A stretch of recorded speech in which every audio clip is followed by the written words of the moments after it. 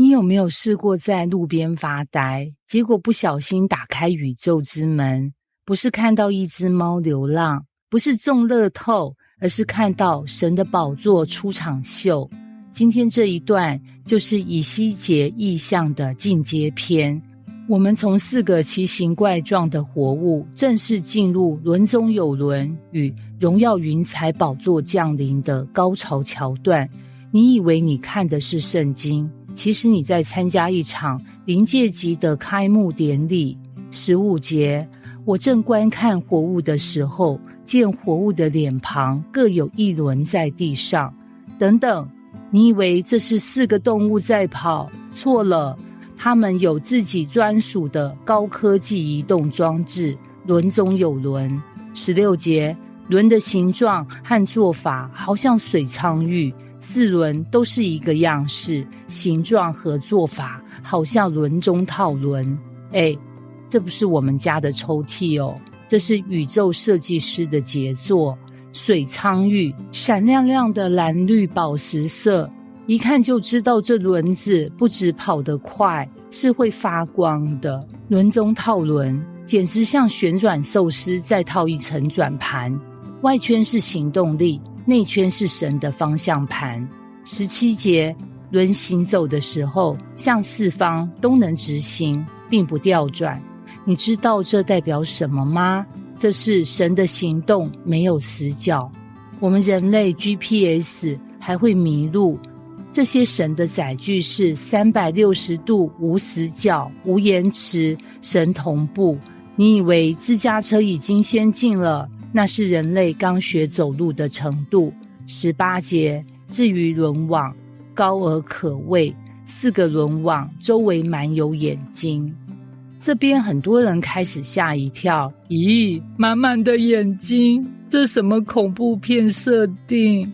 但别怕，这些眼睛不是在吓你，而是在告诉你，神无所不见，无所不知，从来都不是你在监视镜头，是镜头在看你，不是神一直都在看顾你，哪怕你觉得没人懂你，他都知道。20到21节，灵往哪里去，活物就往哪里去，轮和活物一同行走，因为活物的灵在轮中。这一句超级关键，轮子不是独立装置，是灵与活物连在一起的整体行动。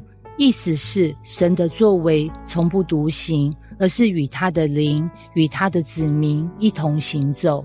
如果神的灵今天带你向前，你还在原地转圈圈吗？22到25节，活物的头上有穹苍，像可畏的水晶，它们站住的时候便将翅膀垂下。从轮子我们抬头看见了穹苍，像什么？水晶，这是灵界中的透明屋顶，让人无法直视，但又清澈明亮。这象征神的居所高过我们，但他愿意让人仰望而不致迷失。